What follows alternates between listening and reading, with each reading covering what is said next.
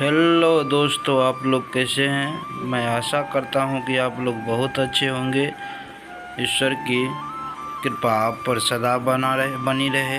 आपके पूरे परिवार हमेशा खुशी से हंसे फूले और खेले, यही मेरी कामना है ईश्वर से। तो चलिए आज चलते हैं एक और नई कहानी की ओर। ईश्वर या धन, आप क्या चाहते हैं। ईश्वर या धन, आप क्या चाहते हैं। ईश्वर चाहते हैं या धन।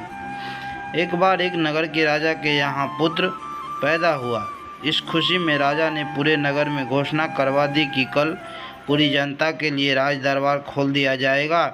जो व्यक्ति सुबह आकर सबसे पहले जिस चीज़ को हाथ लगाएगा वो उसी की हो जाएगी। पूरे राज्य में खुशी का माहौल छा गया। सारे लोग खुशी से फूले न समा रहे थे। कोई कह रहा था कि मैं तो सोना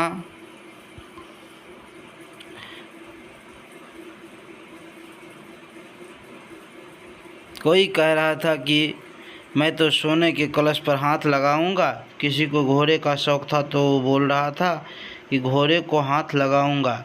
इसी तरह सारे लोग रात भर यहीं सोचते रहे कि सुबह वो किस किस चीज़ का सबसे पहले हाथ लगाएगा।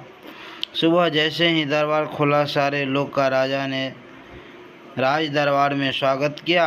जैसे ही सबको अंदर आने का आमंत्रण दिया, सभी लोग राजमहल में रखी कीमती चीज़ों पर झपट पड़े।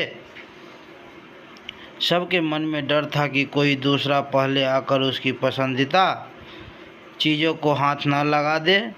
कुछ ही देर में दरबार का माहौल बड़ा अजीब हो गया। सारे लोग इधर उधर दौड़ रहे थे। राजा अपने सिंहासन पर बैठा ये सब देख रहा था और राजा को बड़ा ही आनंद आ रहा था।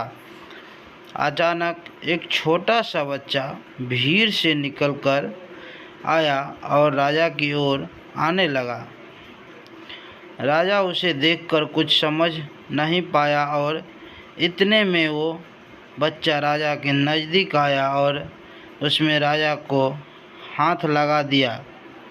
अब राजा उसका हो चुका था, तो इस तरह राजा की हर चीज़ उसकी हो गई। दोस्तों, इसी तरह जैसे राजा ने जनता को मौका दिया, वैसे ही हमारा ईश्वर हमें रोज़ाना मौका देता है कुछ पाने का, लेकिन हम नादान हैं और ईश्वर की बनाई हुई चीज़ों को पाने में अपनी पूरी शक्ति लगा देते हैं। किसी को गाड़ी चाहिए तो किसी का बंगला, किसी को पैसा चाहिए तो किसी को शान शौकत। रोज़ भगवान से प्रार्थना में भी भगवान की ही चीज़ें मांगते हैं। जो लोग सत्य की जान लेते हैं वो भगवान की चीज़ें नहीं बल्कि भगवान को ही प्राप्त करने को कोशिश करते हैं। भगवान को पा लिया तो उस मालिक की हर चीज़ आपकी ही हो जाएगी। तो फिर क्यों मूर्खों की तरह दिन रात उसकी बनाई कीमती समय गवाते हो। इस ईश्वर की स्तुति करो, उसे पाने की कोशिश करो, फिर उसकी हर चीज़ आपकी ही हो जाएगी। दोस्तों, कहानियाँ हमारे जीवन में बहुत महत्वपूर्ण रोल अदा करती है। ये कहानी भी आपको एक अच्छी सीख देगी, ऐसी हमें पूरी उम्मीद है। आप इस कहानी को पढ़कर नीचे कमेंट बॉक्स में अपना एक कमेंट ज़रूर लिखिए। धन्यवाद।